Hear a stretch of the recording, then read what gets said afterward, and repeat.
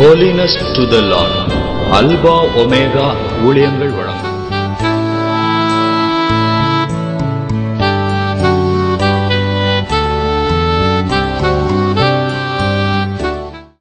ஒன்று யோவான் 2வது அதிகாரத்தின் 2வது வசனமும் 1 யோவான் 4வது அதிகாரத்தின் 10வது வசனத்தை நான் வாசிக்கிறேன். நம்முடைய பாவங்களை நிவர்த்தி செய்கிற கிருபாதார பலி அவரே. நம்முடைய பாவங்களை மாத்திரமல்ல, சர்வலோகத்தின் பாவங்களையும் நிவர்த்தி செய்கிற பலியா இருக்கிறார். 4வது அதிகாரத்தின் 10வது வசனத்தை வாசிக்கிறேன். நாம் தேவனிடத்தில் அன்பு கூர்ந்ததினால் அல்ல, அவர் நம்மிடத்தில் அன்பு கூர்ந்து நம்முடைய பாவங்களை நிவர்த்தி செய்கிற கிருபாதார பலியாக தம்முடைய குமாரனை அனுப்பினதினாலே அன்பு உண்டாயிருக்கிறது. ரோமர் 8வது அதிகாரம் 32வது வசனத்தை வாசிக்கிறேன்.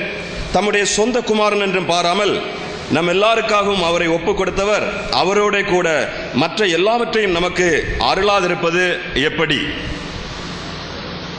இந்த 3 வசனங்களிலிருந்து சில காரியங்களை உங்கள் மத்தியில் நான் வைக்க விரும்புகிறேன். முதலாவது நாம் வாசிக்க கேட்டோம், கிருபாதார பலியாக ஆண்டவராகிய தேவன் தன்னுடைய குமாரனை இந்த பூமிக்கு அனுப்பி இருக்கிறார்.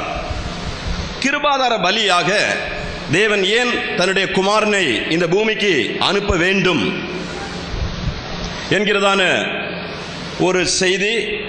எதற்காக தேவன் பலி கொடுக்க வேண்டும்? இந்த பலியை குறித்து இன்றைக்கு உலகத்தில் பலவிதமான தர்க்கங்கள், வாக்குவாதங்கள், கருத்து வேறுபாடுகள். பலி, எதற்காக தேவன் பலி கொடுக்க வேண்டும்? பலியை குறித்து சொல்லும் போது நாம் என்ன சொல்லுகிறோம்? கிறிஸ்தவர்கள் நாம் சொல்லுகிறோம், இந்த பலியின் மூலமாக தான் தேவனாகிய கர்த்தர் மனிதனை ரட்சிக்கிறார், மனிதனை மீட்கிறார். குமாரனாகிய இயேசுவின் இரத்தத்தின் மூலமாக கழுவி சுத்திகரித்து தம்மண்டை சேர்த்துக் கொள்கிறார். இப்படிப்பட்ட அநேக காரியங்களை நாம் சொல்லுகிறோம். இப்படி நாம் அநேக காரியங்களை சொல்லிக் கொண்டிருந்தாலும் இன்றைக்கு கிறிஸ்தவத்திற்கு வெளியே திரள் கூட்டமான ஜனங்கள் இருந்து கேள்வி கேட்டுக் கொண்டிருக்கிறார்கள். அது என்ன கேள்வி? இந்த பலி இல்லாமல், இந்த இரத்தம் இல்லாமல் இவ்வளவு பெரிய கடவுளுக்கு வேறு ஒரு திட்டத்தை வகுக்க முடியாதா? ஏதேன் தோட்டத்திலே மனிதன் தவறு செய்தான். அந்த தவறில் இருந்து மனிதனை மீட்கும்படியாக பலி என்கிறதான ஒரு செயலை விட்டுவிட்டு வேறு எந்த செயலையும் தேவனால் செய்து இந்த மனிதனை மீட்டெடுக்க முடியாதா என்கிற பலவிதமான கேள்விகளோடு கிறிஸ்தவத்துக்கு வெளியே திரள் கூட்டமான மக்கள் இருக்கிறார்கள். திரள் கூட்டமான மக்கள். இன்றைக்கு நாம் உள்ள இருக்கிறோம், நாம் இதை பற்றி யோசிப்பதே கிடையாது. ஆனால் கிறிஸ்தவத்துக்கு வெளியே இருக்கக்கூடிய ஜனங்கள் இந்த காரியங்களை குறித்து தான் அலசிக் கொண்டிருக்கிறார்கள். ஆகவே இதை குறித்த தெளிவான ஒரு அறிவு தேவைப்படுவது அவசியமாக இருக்கிறது. கிருபாதார பலியாக தேவன் ஏன் தன்னுடைய குமாரனை அனுப்ப வேண்டும் என்றால், தேவன் சொல்லுகிறார், நான் இந்த உலகத்தில் இப்போது கோபமா இல்லை, நான் இந்த உலகத்தில் நான் கிருபையாக இருக்கிறேன். என்னுடைய கிருபையை நீங்கள் விளங்கிக் கொள்ள வேண்டும். ஆண்டவர் சொல்லுகிறார், நான் என்னுடைய கிருபையை நீங்கள் விளங்கிக் கொள்ள வேண்டும். என்னுடைய கிருபையை விளங்கிக் கொள்வதற்கு ஆதாரமாக என்னுடைய குமாரனாகிய இயேசுவை நான் கல்வாரி சிலுவையிலே நான் ஒப்பு கொடுத்தேன் என்று ஆண்டவர் சொல்கிறார். ஆண்டவரை பார்த்து நாம் கேட்கிறோம், சரி ஆண்டவரே, நீர் எங்கள் மீது கிருபையாக இருக்கிறீர். இந்த கிருபையை விளங்க பண்ணுவதற்கு இந்த கொடூரமான இதை இன்றைக்கு உலகத்தில் ஜனங்கள் கேட்டுக்கொண்டிருக்கிறார்கள். உலகத்தில் உள்ள ஜனங்கள் இன்றைக்கு அதை குறித்து கேட்டுக்கொண்டிருக்கிறார்கள். இதை தவிர ஆண்டவருக்கு வேறு வழியே இல்லையா? நான் சொல்லுகிறேன், கடவுளுக்கு 1000 வழிகள் உண்டு. மனிதனை ரட்சிப்பதற்கு, மனிதனை மீட்பதற்கு, மனிதனை சுத்திகரிப்பதற்கு, தான் விரும்புகிற காரியத்தை செய்து முடிப்பதற்கு கடவுளுக்கு 1000 வழிகள் உண்டு. 1000 வழிகள் கடவுளுக்கு இருக்கும் போது ஏன் இந்த கொடூரமான ஒரு வழியை இந்த உலகத்தில் எந்த மனிதனாலும் அங்கீகரிக்க முடியாத பலி என்கிறதான ஒரு காரியத்தை இந்த உலகத்தில் எந்த மனிதனாவது அங்கீகரிப்பான் என்று கேட்டால், எந்த மனிதனும் இந்த பலி என்கிறதான காரியத்தை அங்கீகரிக்க மாட்டான்.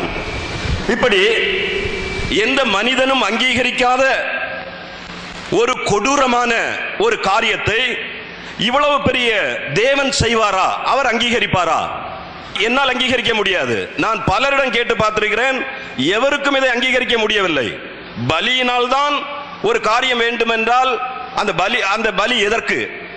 இந்த பலியை தவிர 1000 காரியங்கள் கடவுளுக்கு செய்ய முடியும் என்றால் ஏன் இந்த பலியை அவர் தெரிந்தெடுத்தார் என்கிற கேள்வி இன்றைக்கு அநேகர் கேட்டுக்கொண்டிருக்கிறார்கள். எனக்குள்ளும் இந்த கேள்வி இருந்தது, உங்களுக்குள்ளும் இந்த கேள்வி இருக்கும். நான் கேட்கிறேன், நீங்கள் உலகத்தில் நீங்கள் யாரை பார்த்தும் கேட்டு பாருங்கள், எதன் அடிப்படையிலாவது நீங்கள் ஒரு நரபலி செலுத்துவீர்களா? நரபலி என்கிற வார்த்தை எனக்கு எங்கிருந்து கிடைத்தது என்றால் 1986ஆம் ஆண்டு என்னை கிறிஸ்தவத்திலிருந்து வெளியே கொண்டு போகும்படியாக எனக்கு உபயோகப்படுத்தின ஒரு வார்த்தை தான் நரபலி. இந்த நரபலி என்று சொல்லி இந்த நரபலியை குறித்து கிட்டத்தட்ட 1 மணி நேர விளக்கங்களை எனக்கு சொல்லி அந்த விளக்கத்தின் மூலமாக கிறிஸ்துவிலிருந்து என்னை வெளியே கொண்டு போனார்கள். கிட்டத்தட்ட 2 ஆண்டுகள் நான் ஜெயினாக இருந்தேன். என்னுடைய பெயர் சுதாகர். ஆனால் 1986 88 வரைக்கும் நான் சுதீர் ஜெயின் என்று என்னுடைய பெயரை மாற்றி நான் ஒரு ஜெயின மதத்தை தழுவினவனாக காணப்பட்டேன். இந்த ஜெயின மதத்தை தழுவுவதற்கு காரணம் என்ன? நரபலி என்கிறதான ஒரு வார்த்தை.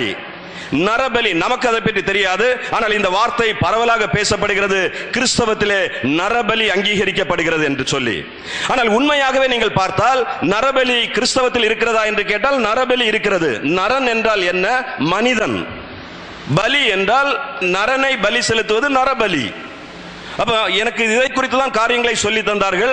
எனக்கு இதனுடைய விளக்கத்தை என்னால் விளங்கிக் கொள்ள முடியவில்லை.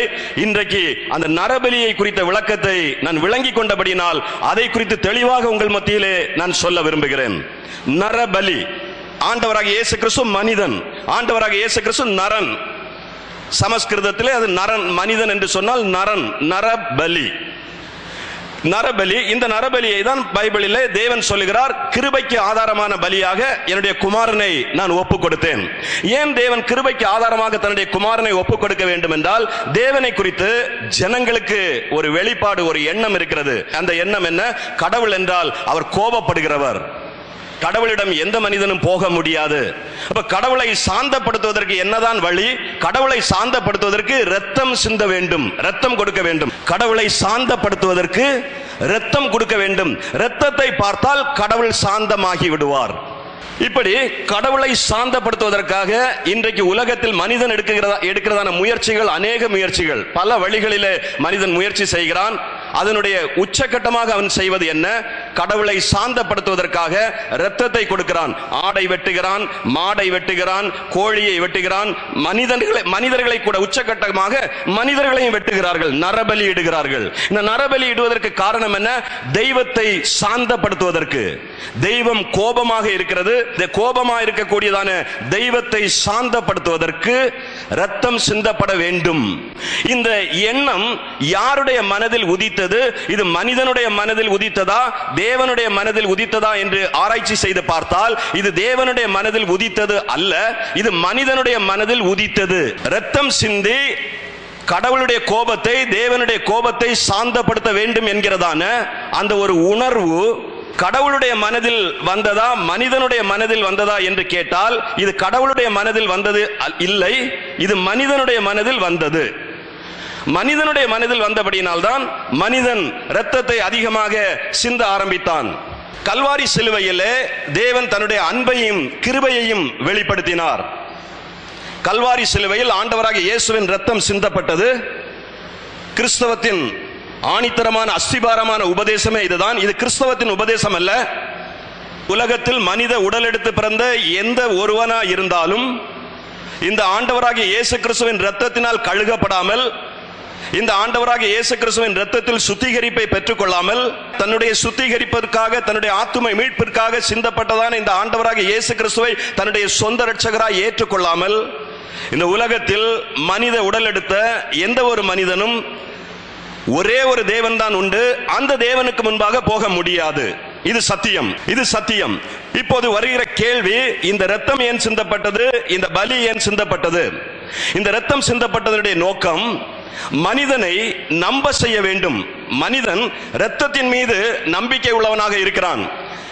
இந்த ஆடு, மாடு, கோழி இப்படியெல்லாம் இரத்தத்தை சிந்தி கடவுளுடைய கோபத்தை சாந்தப்படுத்த வேண்டும் என்று கடவுள் எந்த மனிதனையும் பார்த்து சொல்லவில்லை.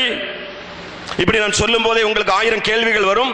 உபாகமத்தில் இருக்கிறது, லேவியராகமத்தில் இருக்கிறது, 1000 கேள்விகள் உங்களுக்கு வரும். இந்த கேள்விகளுக்கெல்லாம் நான் பதில் கொண்டு போகிறேன். எதற்காக கடவுள் அப்படி பலியில் ஈடுபட்டார், எதற்காக தன்னுடைய குமாரனை பலி கொடுத்தார் என்கிறதான காரியத்திலே நான் உங்களை கொண்டு வருகிறேன். மனிதனுடைய நம்பிக்கை இரத்தத்தில் இருந்தது. இரத்தம் தான் அவனுடைய நம்பிக்கை.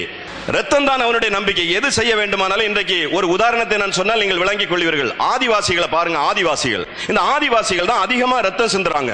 இந்த ரத்தம் ஏன் சிந்துறான்? ஏதாவது பிரச்சனை வந்துட்டுனா அந்த பிரச்சனைக்கு ஒரு பரிகாரத்தை பெற்றுக்கொள்வதற்கு அவன் எடுக்கக்கூடியதான ஒரு முடிவு உடனடியாக ஒரு கோழி, ஆடு, மாடு எதையாவது வெட்டி ரத்தத்தை சிந்துவது. இந்த ஆதிவாசிக்கு ஏதாவது மதக்காரர்களோ எவராது சென்று பிரசங்கம் பண்ணினார்களா இப்படி ரத்தம் சிந்த வேண்டும் என்று கேட்டால் எவரும் சொல்லிக் கொடுக்கவில்லை. இந்த ஆதிவாசிகளை மாதிரிதான் இந்த பூமியில் இன்றைக்கு நாகரிகம் அடைந்ததான மனிதர்கள் அனைவரும் ஒரு காலத்தில் இருந்தார்கள். மனிதர்கள் குழு குழுவாக இருந்தார்கள். இன்றைக்கு நாகரிக காலத்தில் நாம் இவ்வளவு கூட்டமாக நாம் வாழ்கிறோம். ஆனால் அன்றைக்கு மனுக்குலம் தோன்றி வந்ததான காலத்தில் 50 பேர், 100 பேர், 200 பேர் என்று சொல்லி ஒவ்வொரு குழு குழுவாக இன்றைக்கு ஆதிவாசிகள் வாழ்கிறது போல மனிதர்கள் வாழ்ந்து வந்தார்கள். அந்த காலங்களிலே மனிதர்கள் செய்தது என்ன? தன்னுடைய தோஷத்தை போக்குவதற்கு, பாவத்தை போக்குவதற்கு மனிதனால் தெரிந்தெடுத்ததான ஒரு யுக்தி, மனிதனால் தெரிந்தெடுத்ததான ஒரு யுக்தி தான் ஆடை வெட்ட வேண்டும், மாடை வெட்ட வேண்டும், கோழியை வெட்ட வேண்டும். எதற்காக? இன்றைக்கு ஆதிவாசிகளிடம் போய் கேளுங்கள், இதை பற்றி தெளிவாக அவர்கள் உங்களுக்கு விளக்கி சொல்வார்கள். அவர்கள் இந்த பலியும் அவர்களும் ஒன்று இசைந்து காணப்படுகிறார்கள். இந்த பலியை விட்டு ஆதிவாசிகளை நீங்கள் பிரித்தெடுக்க முடியாது. நல்லது நடந்தாலும் கெட்டது நடந்தாலும் அவர்களுடைய வீட்டிலே அவர்கள் என்ன செய்வார்கள்? உடனடியாக பலி செலுத்துவார்கள். இந்த பலிதான் நல்லதற்கும் கெட்டதற்கும் அவர்கள் தெரிந்தெடுத்து அவர்கள் வைத்திருக்கிறதான முறை. இப்போது இந்த பின்னணியில் இருந்துதான் தேவன் ஆபிரகாமை தனக்காக வேறு பிரிக்கிறார். இந்த ஆபிரகாமை சொல்லுவதற்கு முன்பாக இந்த பலியும் மனிதனும் ஒன்றாக பின்னி பிணைந்திருக்கிறதான இந்த காலத்தில் தேவன் ஆபிரகாமை அழைக்கிறார். ஆபிரகாமே, நீ வா, உன்னோடு நான் ஒரு பெரிய உடன்படிக்கையை பண்ண போகிறேன். என்ன உடன்படிக்கை? நான் ஆதாமை அழைத்து ஆதாமுக்கு இந்த முழு மனுக்குலத்தினுடைய ஆசீர்வாதத்தையும் ஆதாமுடைய கையிலே நான் கொடுத்து வைத்திருந்தேன். ஆதாம் மனுக்குலத்தின் பிரதிநிதி. இந்த மனுக்குலத்தின் பிரதிநிதியின் கையில் ஆண்டவர் முழு ஒட்டுமொத்த ஆசீர்வாதத்தையும் கொடுத்து வைத்திருந்தார். ஆண்டவர் கொடுத்திருந்ததான ஆசீர்வாதம் யாருக்கு? இது ஆதாமுக்கு மட்டுமல்ல, ஆதாமின் மூலமாக இந்த பூமியில் பிறக்க போகிற ஒவ்வொரு மனிதனுக்கும் உரிய ஆசீர்வாதத்தை ஒட்டுமொத்தமாக ஆதாமுடைய கையிலே தேவன் கொடுத்து வைத்திருந்தார். ஆதாமை சிருஷ்டித்தவுடன் ஆதாமை பார்த்து தேவன் சொன்னதான முதலாவது வார்த்தையை நீங்கள் பார்த்தால் ஆதியாகமம் 1வது அதிகாரத்தின் 28வது வசனத்திலே நீங்கள் அதை காண முடியும். அவனுக்கு ஒரு ஆளுகையின் அதிகாரத்தை கொடுத்து தேவன் அவனை ஆசீர்வதிக்கிறார். முதலாவது வார்த்தை. இதை நீங்கள் முதலாவது வார்த்தை என்று எடுத்தாலும் சரி, கற்பனை என்று எடுத்தாலும் சரி, பிரமாணம் என்று எடுத்தாலும் சரி, நீங்கள் அதை எதுவாக எடுத்தாலும் சரி, முதலாவது தேவன் மனிதனை பார்த்து அவனை பார்த்து என்ன சொல்லுகிறார்? மனிதா, நான் உன்னை இந்த பூமியிலே படைத்திருக்கிறேன். இதனுடைய நோக்கம் என்னவென்றால் நீ இந்த பூமியை ஆளுகை செய்து ஆசீர்வதிக்கப்பட்டவனாக வாழ வேண்டும் என்று சொல்லி அவனை ஆசீர்வதிக்கிறார். இப்போது கிறிஸ்தவத்தினுடைய உச்சக்கட்டம் என்று சொல்வது ஆராதனை. ஆராதனை நிச்சயமாக நமக்கு வேண்டும். ஆராதனை செய்யாதவர்கள் கிறிஸ்தவர்களாக இருக்க முடியாது. ஆனால் கிறிஸ்தவத்தினுடைய உச்சக்கட்டம் ஆராதனை அல்ல. கிறிஸ்தவத்தினுடைய உச்சக்கட்டம் கிறிஸ்தவர்கள் செய்கிறதை விட தூதர்களும் யூதர்களும் அதிகமாக தேவனை ஆராதித்தார்கள். யூதர்கள் ஆராதித்ததை பார்க்கிலும் அதிகமாக கிறிஸ்தவர்களால் ஆராதிக்க முடியாது. தூதர்கள் ஆராதித்ததை பார்க்கிலும் அதிகமாக கிறிஸ்தவர்களால் ஆராதிக்க முடியாது. அப்படி என்றால் யூதர்களும் தூதர்களும் செய்ததான அந்த ஆராதனையை பார்க்கிலும் மேலான மகிமையான ஒரு திட்டத்தோடு, அந்த திட்டத்தோடு மனிதனை படைத்து அந்த திட்டத்தை நிறைவேற்றக்கூடியதான ஆளுகையையும் அதிகாரத்தையும் தேவன் மனிதனுடைய கையிலே கொடுத்திருந்தார். நடந்தது என்ன? மனிதன் அந்த ஆளுகையின் அதிகாரத்தை இழந்து விட்டான். இந்த ஆளுகையின் அதிகாரத்தை இழந்துவிட்ட நேரத்தில் மனுக்குலம் அப்படியே உருண்டோடி வருகிறது. இப்போது கிட்டத்தட்ட 2000 ஆண்டுகளாக மனுக்குலம் பெருக தொடங்கிவிட்டது. இந்த 2000 ஆண்டுகளுக்கு பிறகு தேவன் ஒரு மனிதனை தெரிந்து கொள்கிறார். அவருடைய பெயர்தான் ஆபிரகாம். இந்த ஆபிரகாமை பார்த்து தேவன் சொல்லுகிறார், ஆபிரகாமே, நான் உன்னோடு ஒரு பெரிய உடன்படிக்கையை செய்ய விரும்புகிறேன். அது என்ன உடன்படிக்கை? இந்த பூமியில் உள்ள எல்லா மனிதர்களையும் உன் மூலமாக நான் ஆசீர்வதிக்க போகிறேன். உன்னுடைய சந்ததியின் மூலமாக. உன்னுடைய சந்ததியை மட்டும் ஆசீர்வதிக்கிறேன் என்று சொல்லவில்லை, உன்னுடைய சந்ததியை மட்டும் ஆசீர்வதிப்பேன் என்று சொல்லவில்லை. ஆபிரகாமை பார்த்து சொல்லுகிறார், ஆபிரகாமே, உன்னோடு நான் ஒரு உடன்படிக்கை செய்ய போகிறேன், ஒப்பந்தம் பண்ண போகிறேன். அந்த உடன்படிக்கை, அந்த ஒப்பந்தம் என்னவென்றால், உனக்குள், உன் சந்ததிக்குள் பூமியின் வம்சங்கள் எல்லாம், பூமியின் மனிதர்கள் எல்லாம் ஆசீர்வதிக்கப்படுவார்கள். இந்த ஒப்பந்தத்தை நிறைவேற்றுவதற்காக தேவன் ஆபிரகாமோடு ஈடுபடுகிறார். இப்போது இந்த ஒப்பந்தம் நிறைவேற வேண்டும் என்றால் அங்கே என்ன நடக்க வேண்டும்? ஆபிரகாம் தேவனை விசுவாசித்து ஆக வேண்டும். ஆபிரகாம் தேவனை விசுவாசிக்காவிட்டால் இந்த ஒப்பந்தம் செயல்படாது. தேவன் உண்மை உள்ளவராக இருக்கிறார், ஆனால் தேவனுடைய பகுதியை தேவன் முடிக்கிறார், மனிதனுடைய பகுதியை மனிதன் முடிக்க வேண்டும். மனிதனுடைய பகுதி என்ன? தேவனுடைய பகுதி கொடுப்பது, மனிதனுடைய பகுதி பெற்றுக்கொள்வது. தேவனுடைய பகுதி கிருபை, மனிதனுடைய பகுதி விசுவாசம்.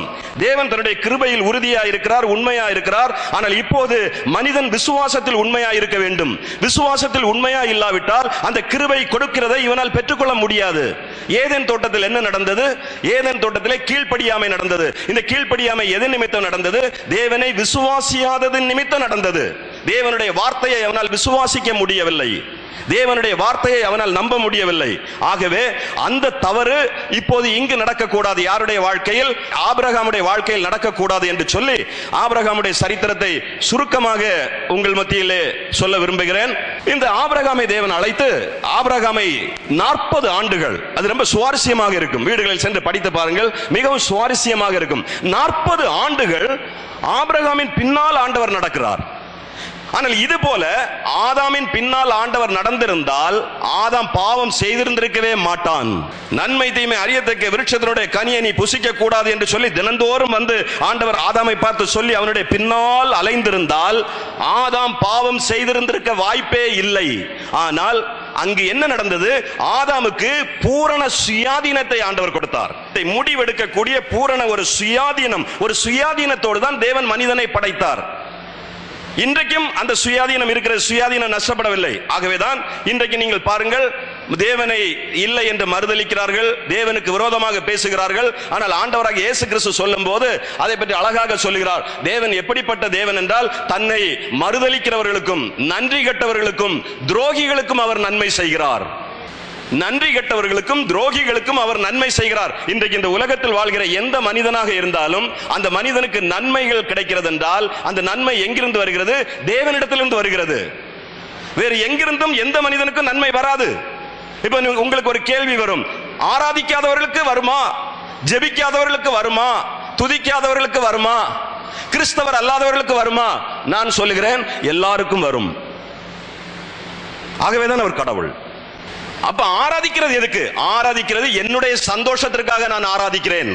துதிக்கிறது எதுக்கு? என்னுடைய சந்தோஷத்திற்காக நான் துதிக்கிறேன். இன்றைக்கு நாங்கள் வரும்போது நான் சொல்லிக் கொடுத்தேன், நாம் துதிப்பது, நாம் ஆராதிப்பது, நாம் தேவனை மகிமைப்படுத்துவது, நாம் ஜெபிப்பது நம்முடைய சந்தோஷத்திற்கு, என்னுடைய சந்தோஷத்திற்காக நான் இதை செய்கிறேன்.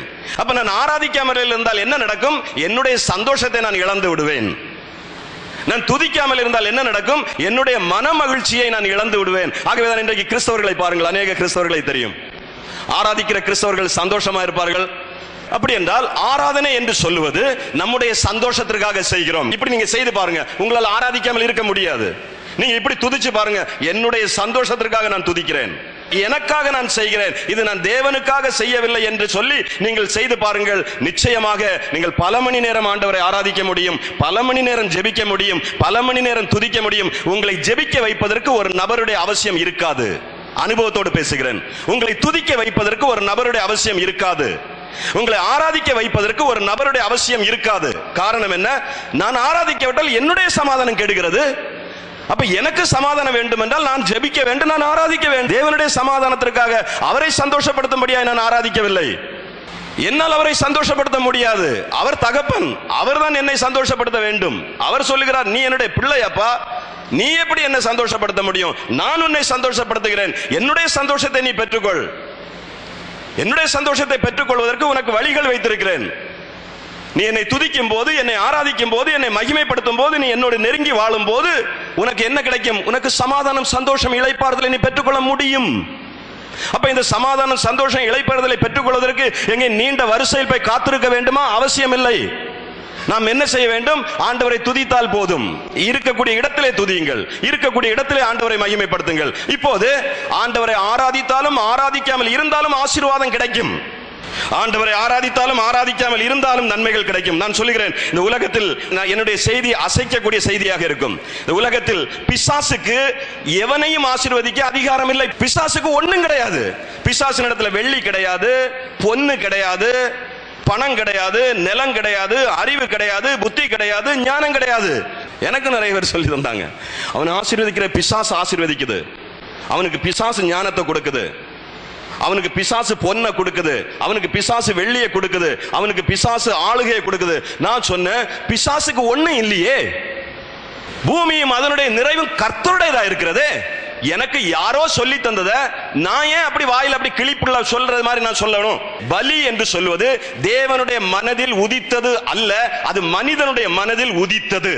மனிதனுடைய மனதில் உதித்ததுதான் பலியை தவிர தேவனுடைய மனதில் உதித்தது இல்லை. ரைட். பிசாசிற்கு பிடிக்காத ஒரு காரியம், கல்வாரி சிலுவையிலே அறையப்பட்ட அந்த ஆண்டவராகிய இயேசு கிறிஸ்துவின் அந்த பலியை, அந்த இரத்தத்தை, அதன் மூலமாய் வெளிப்பட்ட தேவனுடைய அன்பை கொச்சைப்படுத்த வேண்டும், அதை ஒன்றுமில்லாமல் ஆக்க வேண்டும், அதில் அர்த்தமே இல்லை என்பதை காட்ட வேண்டும், சொல்ல வேண்டும், செய்ய வேண்டும் என்பதுதான் பிசாசுனுடைய விருப்பம். இந்த பிசாசுடைய விருப்பத்தை பிசாசு தந்திரமாக கிறிஸ்தவ உலகத்தில் நிறைவேற்றியதா என்று கேட்டால் பிசாசு நிறைவேற்றியது. கிறிஸ்தவ உலகத்துல பிசாசு தந்திரமா தன்னுடைய திட்டத்தை நிறைவேற்றியதா?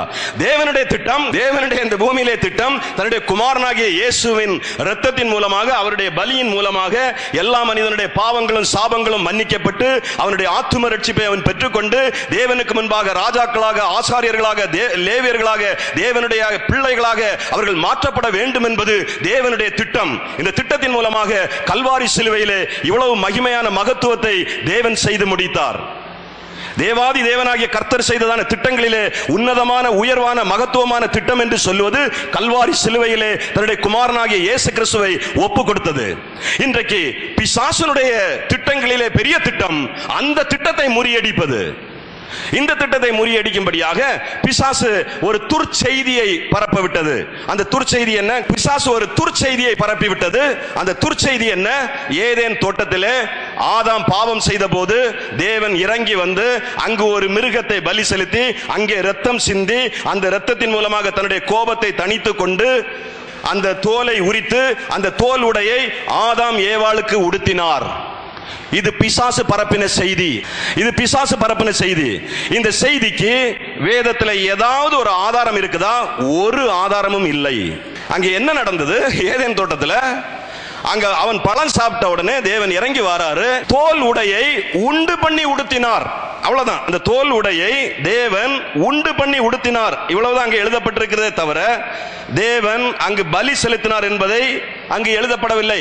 ஆதியாகமம் 3:21 நரபலின்னு ஒரு புஸ்தகம் எழுதியிருக்கிறேன். அந்த புஸ்தகம் கிட்டத்தட்ட 300 பக்கம். அந்த பக்கத்தில் நிறைய விளக்கங்கள் கொடுத்திருக்கிறேன். இதுக்கு இந்த தோல் உடை என்றால் என்ன வேதத்திலிருந்தே விளக்கம் கொடுத்திருக்கிறேன். தோல் உடை என்றால் நம்ம நினைக்கிறது மாதிரி தேவன் இறங்கி வந்து ஒரு மிருகத்தை வெட்டி அதனுடைய ரத்தத்தை சிந்தி அந்த ரத்தத்தை பார்த்த உடனே கோபத்தை சாந்தப்படுத்தி தோலை உரித்து அவனுக்கு உடுத்தினார்னு சொல்லக்கூடிய பிசாசின் உபதேசம். இந்த பிசாசின் உபதேசத்தை பிசாசு பரப்ப விட்டபடினால் நான் கிறிஸ்தவத்திற்கு வெளியே செயல்படுகிறவன். நான் எனக்கு கிறிஸ்தவத்துக்கு உள்ளே வேலை கிடையாது, கிறிஸ்தவத்துக்கு வெளியே தான் என்னுடைய வேலை.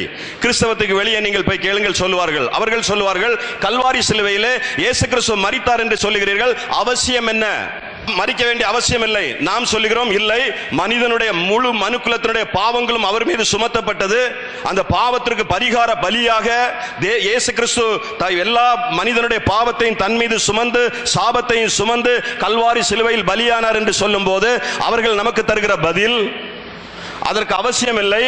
ஏதேன் தோட்டத்திலே பாவம் நிவர்த்தி செய்யப்பட்டது. நாம் கேட்கிறோம், ஏதேன் தோட்டத்தில் பாவம் நிவர்த்தி செய்யப்படவில்லை. அதற்காக அவன் பதில் தருகிறான். என்ன பதில் தருகிறான்? ஏதேன் தோட்டத்திலே ஆதாம் பாவம் செய்தவுடன் கடவுள் இறங்கி வந்து அங்கு ஒரு மிருகத்தை வெட்டினாரா? நாம் சொல்லுகிறோம், ஆம். அங்கு ஒரு ரத்தம் சிந்தப்பட்டதா? ஆம்.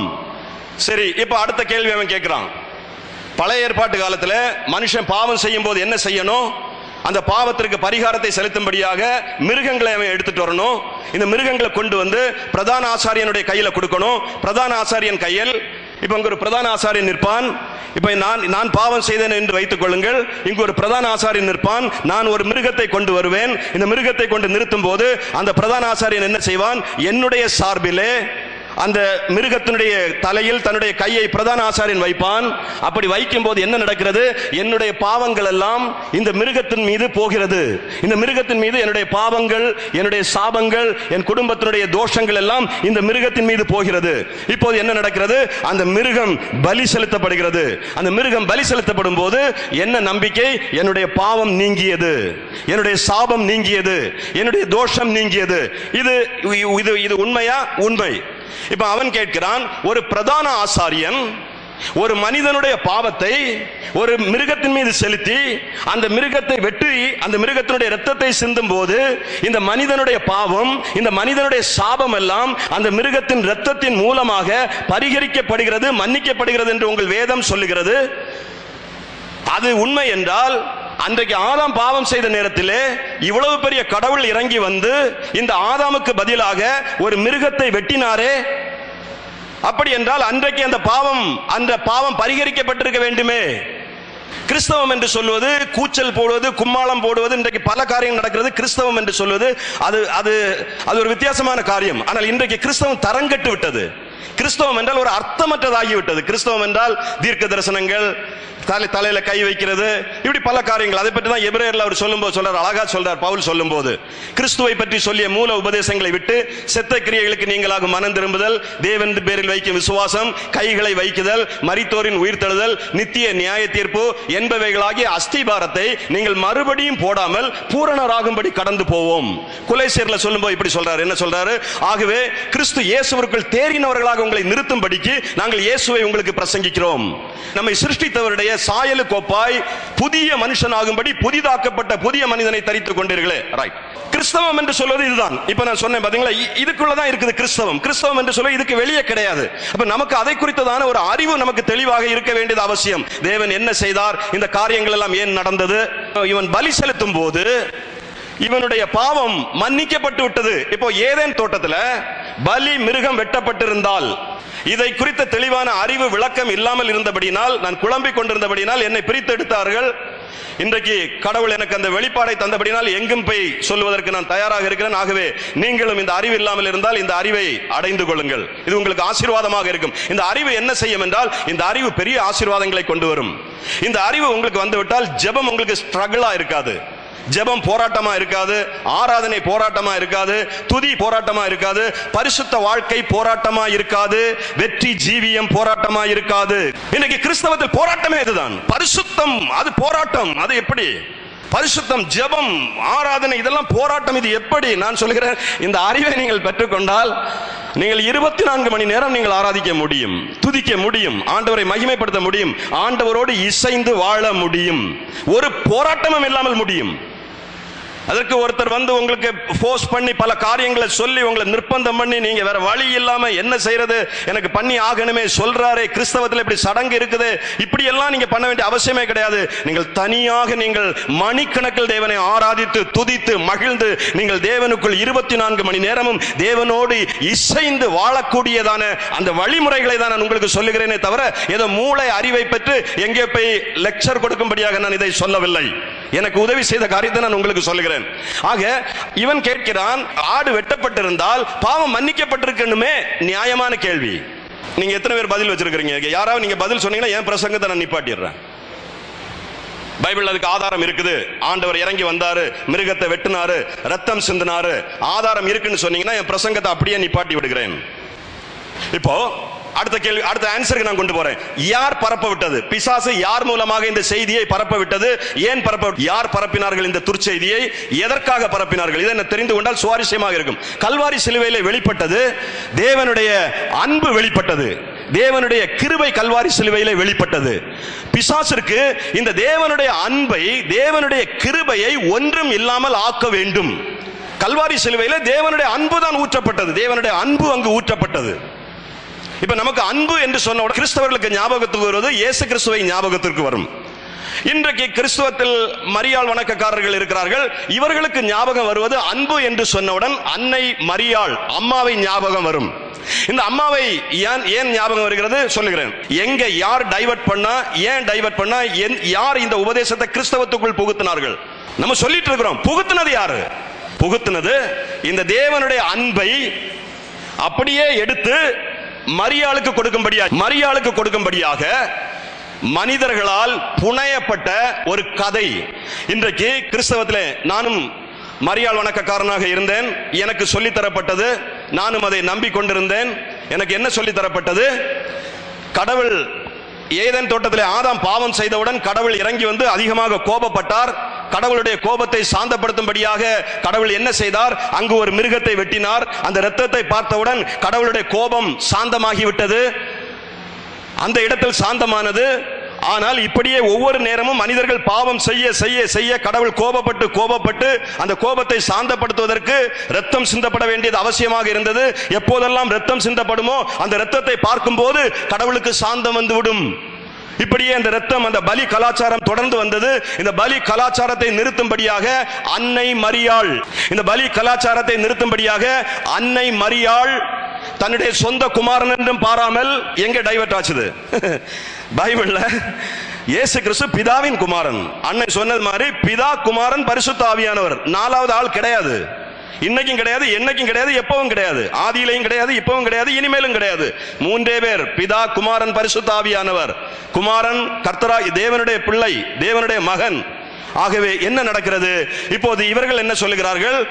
முழு மனுக்குலத்தின் மீதும் கடவுளுடைய கோபம் படர்ந்திருக்கிறது. இந்த கடவுளுடைய கோபத்தை தணிக்கும்படியாக அன்னை மரியாள் தன்னுடைய சொந்த குமாரன் என்றும் பாராமல் இயேசு கிறிஸ்துவை, பிதாவினுடைய கோபத்தை தணிக்கும்படியாக அன்னை மரியாள் தன்னுடைய குமாரனை கல்வாரி சிலுவையில் ஒப்பு கொடுத்தார்கள். அங்கே இயேசுவின் ரத்தம் சிந்தப்பட்டது. அன்னை வியாகுலம், எவ்வளவு வியாகுலப்பட்டிருப்பார்கள் என்று பாருங்கள். இவர்கள் சொல்லுவது பிதாவையும் குமாரனை அப்படியே ஒதுக்கி விடுவார்கள். அங்கு எந்த முக்கியத்துவமும் இருக்காது. அங்கு முக்கியத்துவப்படுத்துவது அன்னை தான்.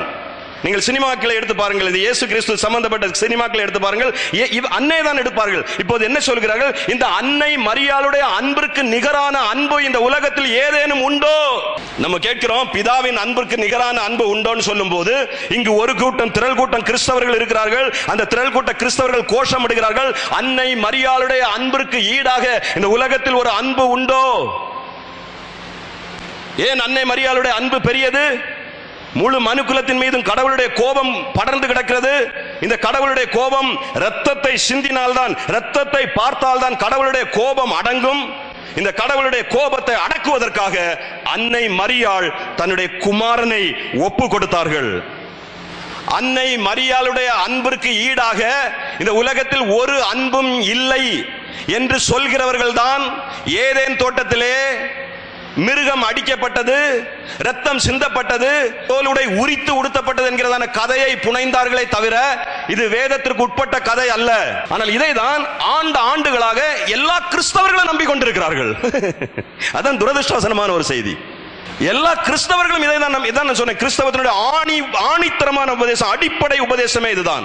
அடிப்படை உபதேசத்திலேயே நாம் திணறுகிறோம். அதை குறித்த சரியான அறிவு புரிந்து கொள்ளுதல் நமக்கு இல்லை. நண்பர்களே, அது அப்படி அல்ல. பலி மனிதனால் துவங்கப்பட்டது, தேவனால் நிவர்த்தி செய்யப்பட்டது. இப்போ அப்படியே நான் ஆபிரகாமுக்குள் உங்களை கொண்டு வருகிறேன். இப்போது தேவன் ஆபிரகாமை அழைக்கிறார். ஆபிரகாம் பின்னால தேவன் 40 வருஷம் போகிறார். இப்போது ஆபிரகாமை என்ன செய்ய வேண்டும்? ஆபிரகாம் தேவனை விசுவாசிக்க வேண்டும். ஆபிரகாம் தேவனை நம்ப வேண்டும். இந்த ஆபிரகாமை தேவனை நம்ப பண்ணுவதற்காக தேவன் பலவிதமான முயற்சிகளில் ஈடுபட்டார். இந்த முயற்சிகளை நீங்கள் பார்க்கும்போது ஆதியாகமம் 12வது அதிகாரத்திலிருந்து 24வது அதிகாரம் வரை கிட்டத்தட்ட 12 அதிகாரங்கள் தேவன் ஆபிரகாமோடு ஈடுபட்டு இந்த விசுவாச பயிற்சி கொடுத்ததான இந்த பயிற்சியை குறித்து நாம் பார்க்க முடியும். இந்த விசுவாச பயிற்சியிலே முதலாவது ஒரு இடத்தில் தேவன் பலியில் முதலாவது தன்னை ஈடுபடுத்திக் கொள்கிறார். தேவன் பலியில் ஈடுபட்டார். உபாகமத்திலே பலியை குறித்து எழுதப்பட்டிருக்கிறதா? வேதாகமத்தில் கிட்டத்தட்ட 500 வார்த்தைகள் பலி பலி பலி என்று எழுதப்பட்டிருக்கிறது. அப்ப தேவன் பலியில் ஈடுபட்டாரா? தேவன் பலியில் ஈடுபட்டார். தேவனை பலியில் ஈடுபட நிர்பந்தம் பண்ணினது யார்? தேவனை பலியில் ஈடுபட நிர்பந்தம் பண்ணினது மனிதன். மனிதனுக்கு அடையாளம் வேண்டும். எதை செய்தாலும் ஒரு அடையாளம் வேண்டும். இன்றைக்கு கிருபைக்கு ஆதாரம் என்றால் அடையாளமாக ஒரு பலியாக குமாரனை ஒப்பு கொடுத்திருக்கிறார். இந்த அடையாளத்தை, இந்த ஆதாரத்தை கேட்டது யார்? இந்த ஆதாரத்தை, அடையாளத்தை மனிதன் கேட்டான். நான் கேட்டேன், நீங்கள் கேட்டீர்கள், நாம் கேட்டோம், நாம் தேவனை நிர்பந்தம் பண்ணினோம். தேவன் நம்மீது கிருபையா இருக்கிறார், அன்பா இருக்கிறார், கோபமா இல்லை, பாவங்களை மன்னித்தார், சாபங்களை போக்கினார், நமக்கு உதவி செய்கிறார், வெற்றி வாழ்க்கை தருகிறார், அவருடைய பிள்ளைகளாய் மாற்றினார், மோட்ச லோகத்திற்கு கொண்டு போக போகிறார் என்பதற்கு நாம் தேவனை அப்படி சொல்ல போது நாம் தேவனை பார்த்து கேட்டோம். அதற்கு அடையாளம் என்ன? இந்த அடையாளத்தை தான் ஆபிரகாமை குறித்து நாம் சிந்திக்க போகிறோம். ஒரு சுவாரஸ்யமான சம்பவம் 15வது அதிகாரத்தில் நீங்கள் பார்க்கும் போது 15வது அதிகாரத்தில் தேவன் ஆபிரகாமோடு இடைப்படுகிறார். ஆபிரகாமோடு இடைப்பட்டு தன்னுடைய திட்டங்களை குறித்து ஆபிரகாமோடு பகிர்ந்து கொள்கிறார். ஆபிரகாமோடு பகிர்ந்து கொள்ளும் போது ஆபிரகாம் தேவனை பார்த்து சில வார்த்தைகள் கேட்கிறார்.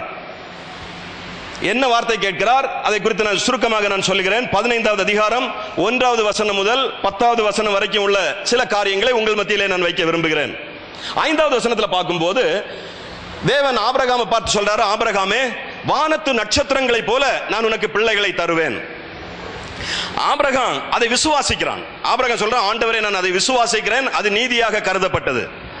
அடுத்த வசனத்துல தேவன் பார்க்கும்போது சொல்றாரு, ஆபிரகாமே, இது மட்டும் கிடையாது, இந்த தேசத்தை நான் உனக்கு சுதந்திரமாக தரப்போகிறேன், இந்த தேசத்தை நீ சுதந்திரிக்க போகிறாய்.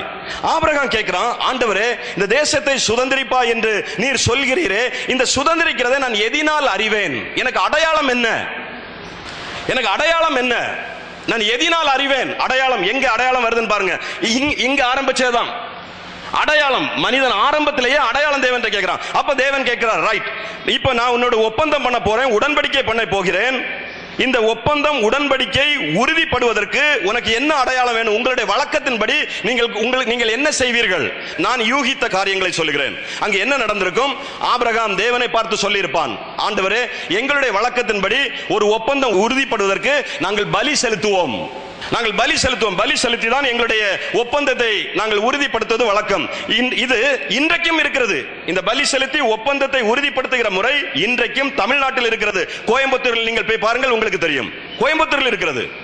இரண்டு எதிரிகள் ஒப்பந்தம் பண்ணும்போது, ஏதாவது காரியத்தை குறித்து இரண்டு பேர் ஒப்பந்தம் பண்ணும்போது, இந்த ஒப்பந்தம் உறுதிப்படுவதற்கு அவர்கள் என்ன செய்வார்கள்? இரத்தத்தை சிந்துவார்கள்.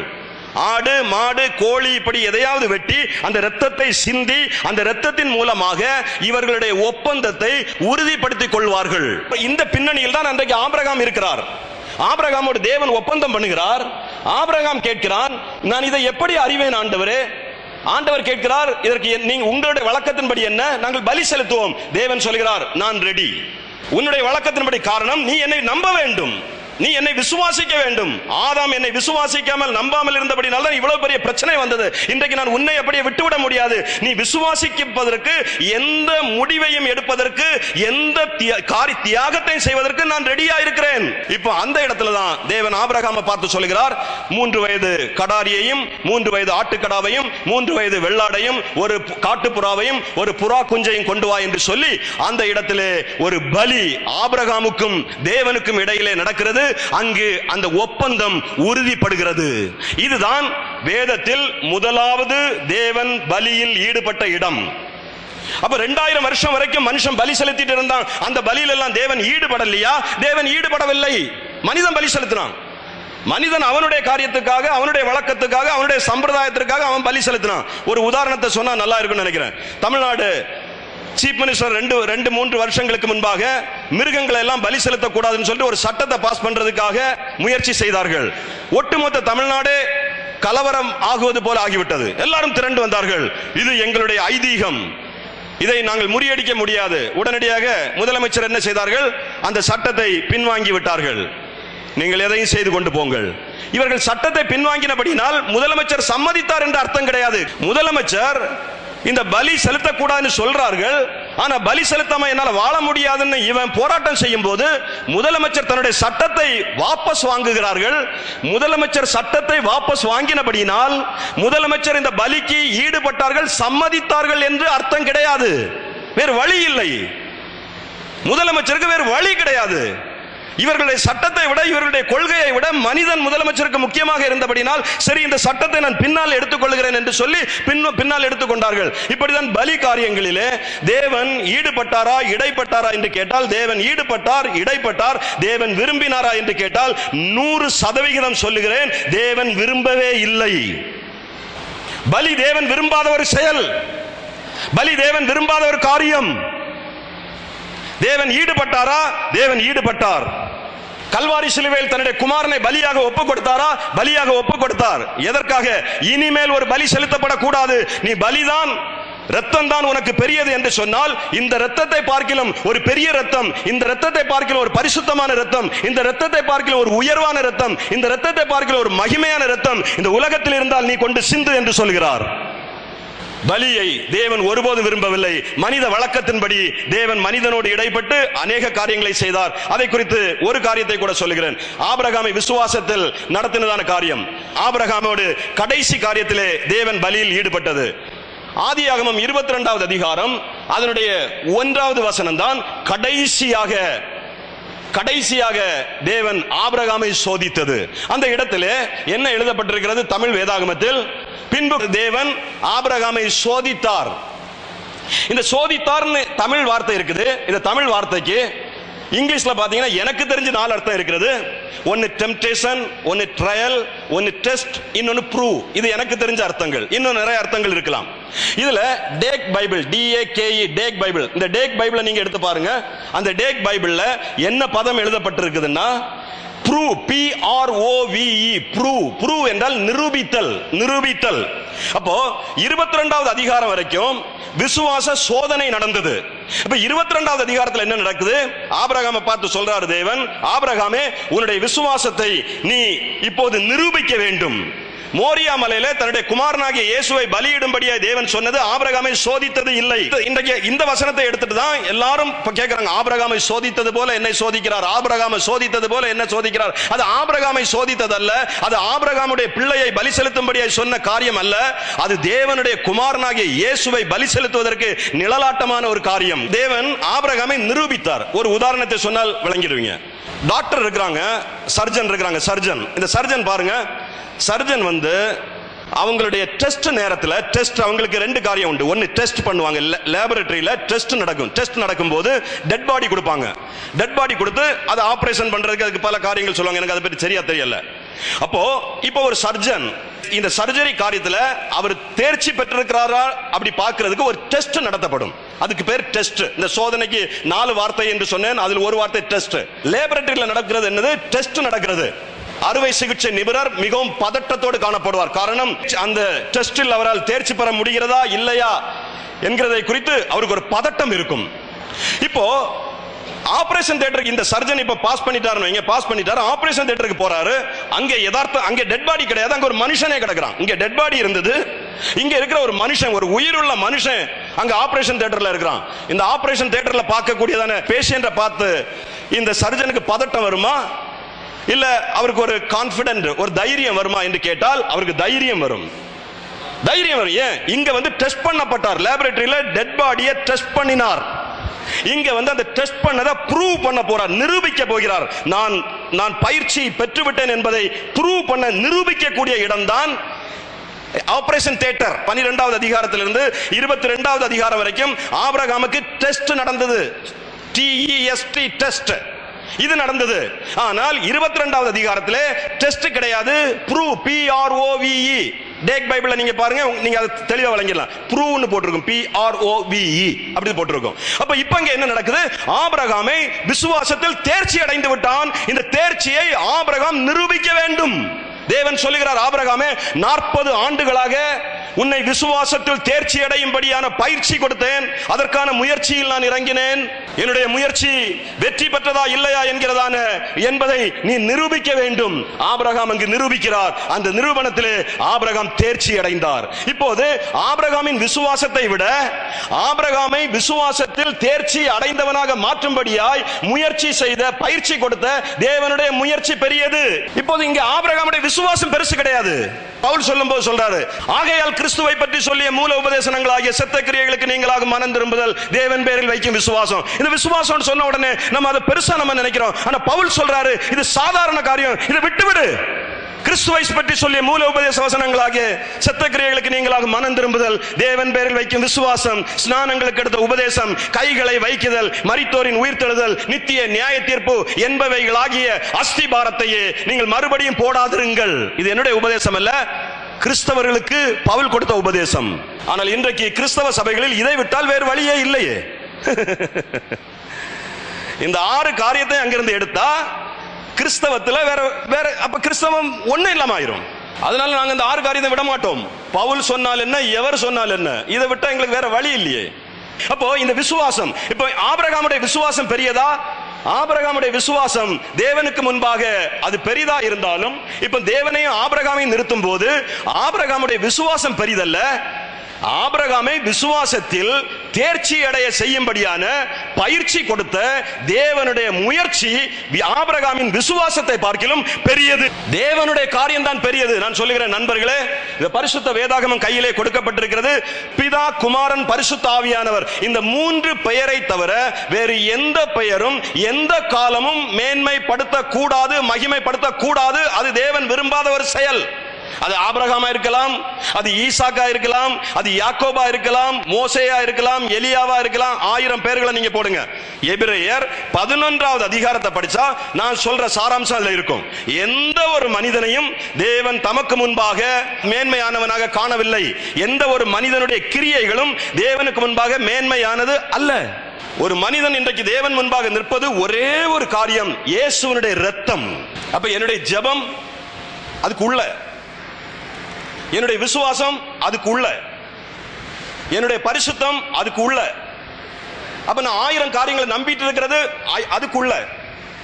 அப்ப இப்ப தேவன் பார்க்கிறது இயேசுவின் ரத்தம். அந்த அறிவு அவர் அடைஞ்சதுனாலதான் ரத்தம் ரத்தம் ரத்தம் ரத்தம் ரத்தம் ரத்தம் பலி பலின்னு. ஆனா பிசாசு என்னது, அதை மறுதளிக்கணும், அதை ஒண்ணு இல்லாம ஆக்கணும், அந்த ரத்தத்தை உப்பு சப்பு இல்லாம ஆக்கணும். அதனால நிறைய பேர் கேட்கிறாங்க, கிறிஸ்தவத்துல 1000 தலைப்புகள் எடுத்து பிரசங்கம் பண்ணலாமே, நீங்க ஏன் பலி நரபலின்னு சொல்லக்கூடிய இந்த சப்ஜெக்ட நீங்க எடுக்கிறீங்க? நான் சொல்றேன், இதுதான் முக்கியமான சப்ஜெக்ட், இதுதான் அஸ்திபார சப்ஜெக்ட், இதுதான் தேவையான சப்ஜெக்ட், இது ஃபவுண்டேஷன். நான் ஒரு சிவில் இன்ஜினியர், நான் என்னுடைய காரியத்துல கன்ஸ்ட்ரக்ஷன் நாங்க பண்ணும்போது எங்களுடைய ஃபவுண்டேஷன் அதுல நாங்க உறுதியா இருப்போம். அந்த நேரத்தில் நாங்க போய் நிப்போம். அது வெயிலா இருந்தாலும் சரி, அது மழையா இருந்தாலும் சரி, அது பனியா இருந்தாலும் சரி, நாங்க போய் நிப்போம். அப்படி நாங்க நிக்காம இருந்தா என்ன நடக்கும்? சென்னையில மௌலிவாக்கத்தில் நடந்த கதை நடக்கும். மௌலிவாக்கத்தில் என்ன நடந்தது? 11 மாடி பில்டிங் இடிந்து அப்படியே கீழே போயிட்டது. அப்ப அந்த நேரத்தில் நாங்க என்ன பண்ணுவோம்? நாங்க யோசிக்கவே மாட்டோம். எவ்வளவு வெயில் அடிக்கட்டும், எவ்வளவு மழை வரட்டும், இந்த பைல் ஃபவுண்டேஷன் எல்லாம் சொல்லுவாங்க, அதெல்லாம் போடும்போது என்ன பண்ணுவாங்க? அப்படி அடிப்பாங்க, அப்படி அந்த போர் பண்ணுவாங்க. அந்த போர் பண்ணும்போது கீழே ராக் வராது, சரியான ராக் வராது. இவன் என்ன பண்ணுவான்? எதையாவது எங்கிருந்தா ஒரு நல்ல ராக்ல இருந்து எடுத்துட்டு இவன் எடுத்து அடிச்சு சாம்பிள் எங்கள்கிட்ட காட்டும் போது அதை ஒரு பக்கெட்ல வச்சு அப்படி கொண்டு வருவான். சார் பாருங்க சார் வந்துட்டது. நடக்கிற தப்பு இதுதான் மௌலிவாக்கத்தில் நடந்திருக்கும். அவங்கள சொல்ல குறை கிடையாது. இவன் அடிச்சு கொண்டு வரும். அப்ப அவங்க பார்ப்பாங்க, ஓகே நல்ல ராக்கு, டெஸ்ட் பண்ணி கொடுப்பாங்க. டெஸ்ட் பண்ணும்போது அவன் லேபரேட்டரியில் இவன் என்ன கொடுக்கானோ அதை அவன் டெஸ்ட் பண்ணுவான்.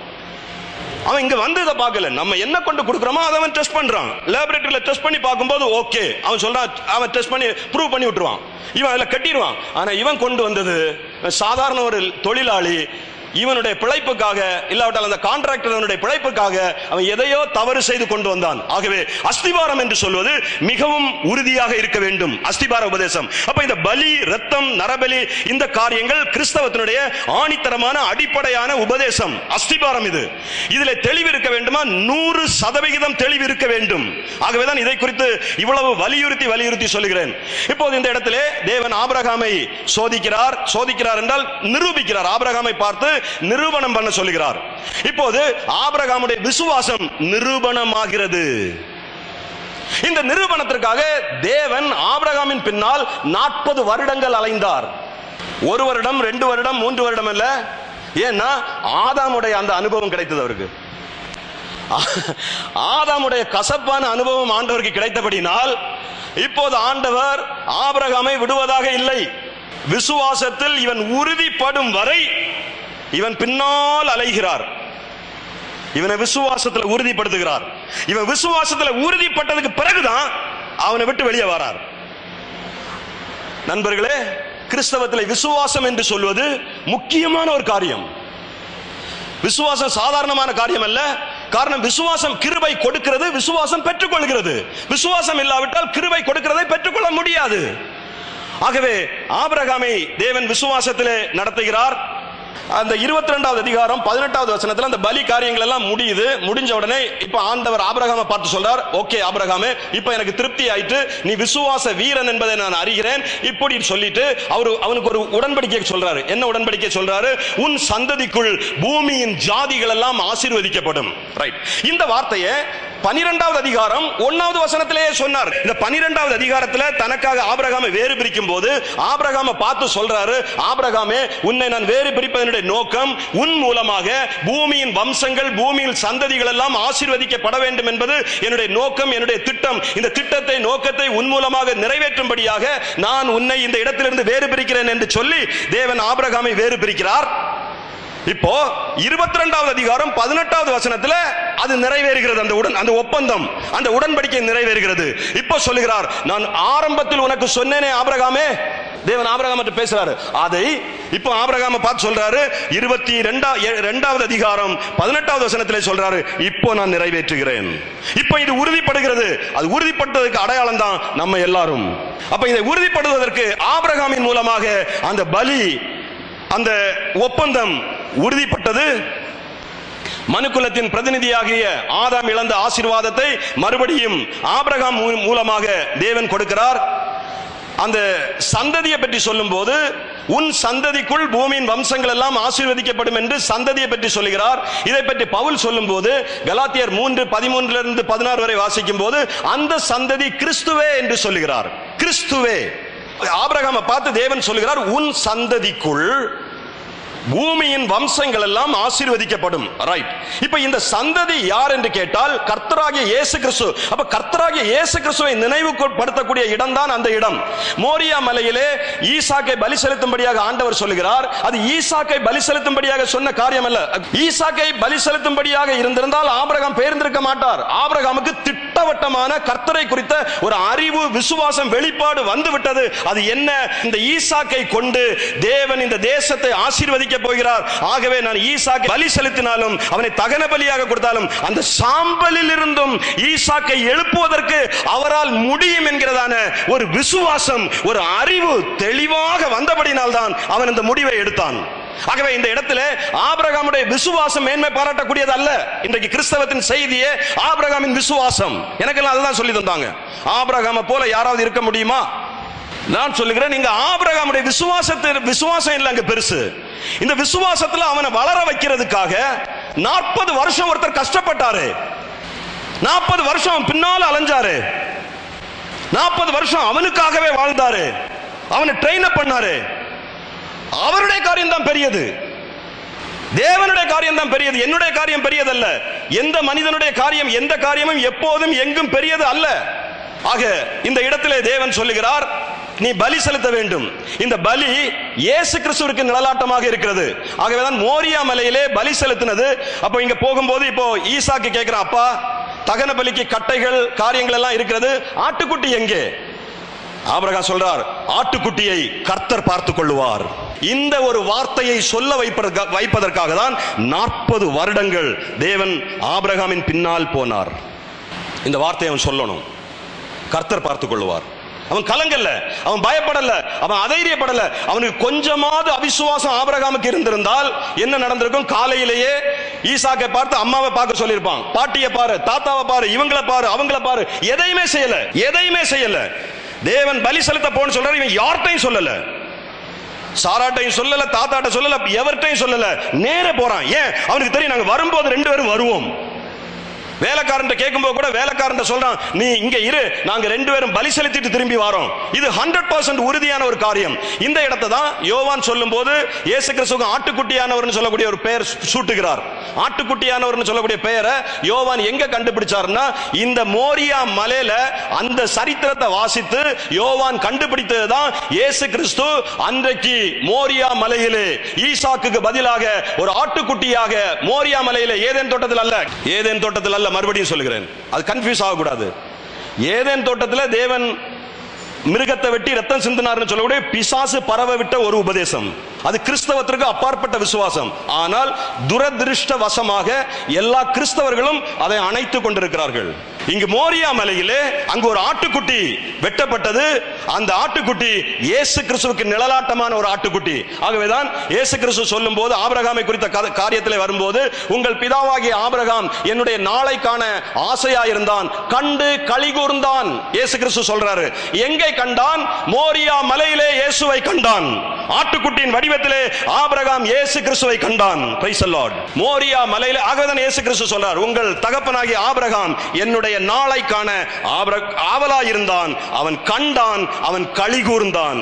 மோரியா மலையிலே ஒரு தேவ ஆட்டுக்குட்டியின் சாயலிலே என்னை அவன் பார்த்தான், அவன் கண்டு களி கூர்ந்தான். Praise the Lord. அங்குதான் இயேசு கிறிஸ்துவினுடைய ஒரு பலியாக இருக்கிறது. உடன்படிக்கை என்று சொல்லும் போது, உடன்படிக்கையில் 10 விதமான காரியங்களிலே மனிதர்கள் ஈடுபடுவார்கள். உடன்படிக்கை என்று சொல்வது முக்கியமான ஒரு காரியம்.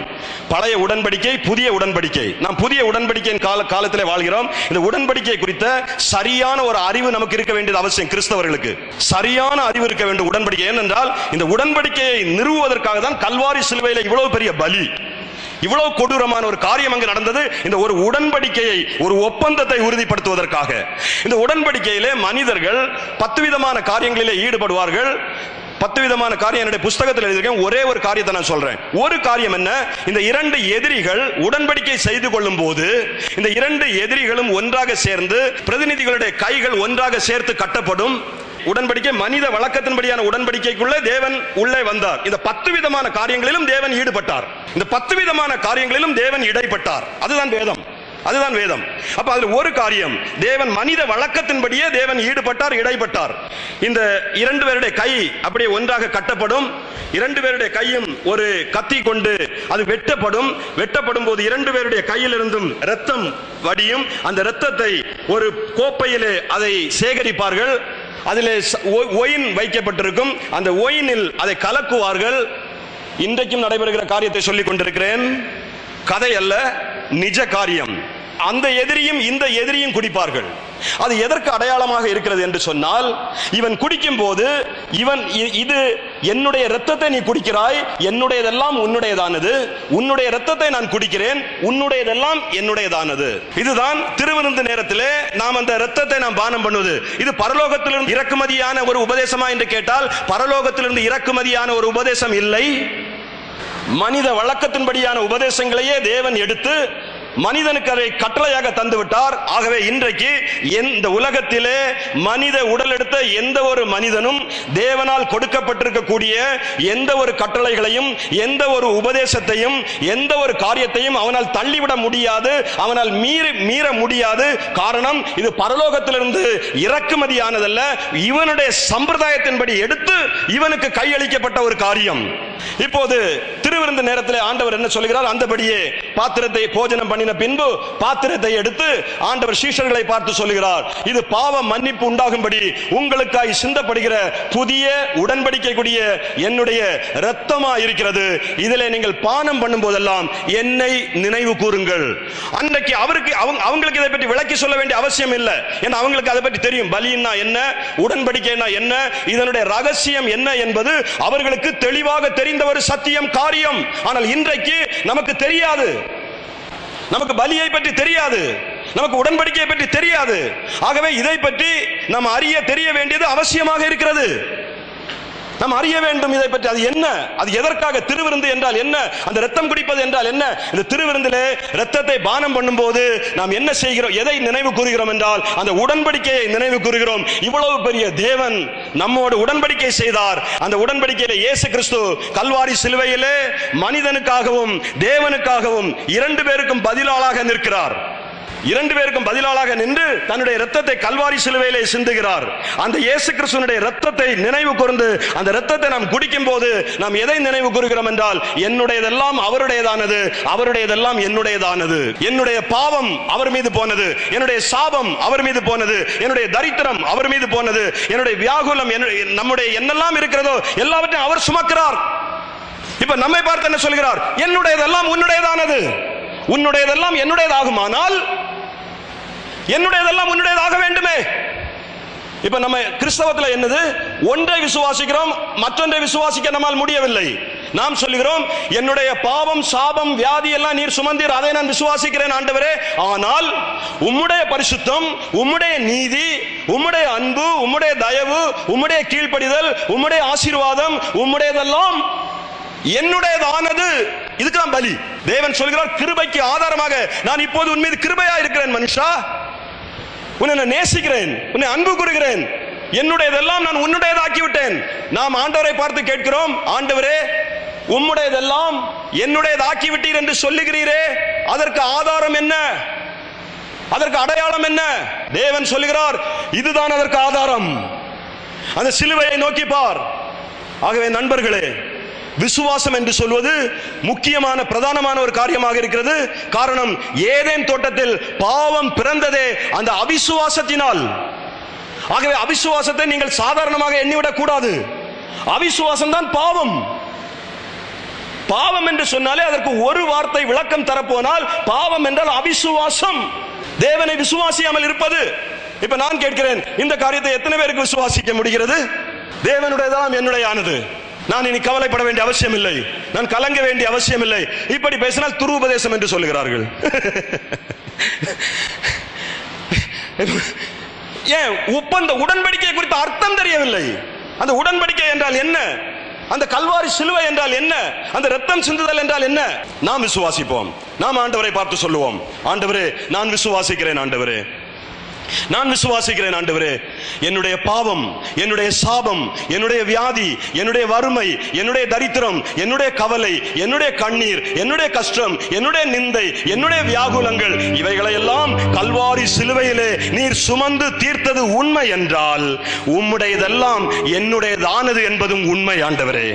உம்முடைய நீதி என்னுடைய நீதியானது உண்மை, உம்முடைய பரிசுத்தம் என்னுடைய பரிசுத்தமானது உண்மை, உம்முடைய ஆசீர்வாதம் என்னுடைய ஆசீர்வாதமானது உண்மை, நான் ராஜாவானது உண்மை, நான் ஆசாரியனானது உண்மை, நான் லேவியனானது உண்மை, நான் உம்முடைய பிள்ளையானது உண்மை. நான் உம்முடைய பிள்ளை என்றால் உம்முடைய சர்வத்துக்கும் நான் சுதந்திரவாளி, உம்முடைய சர்வத்துக்கும் நான் சுதந்திரவாளி.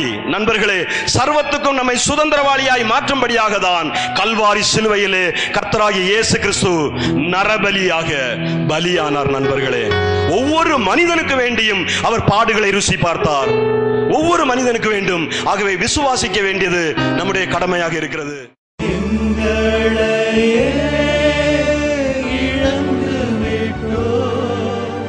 புதிய மகிமை பெற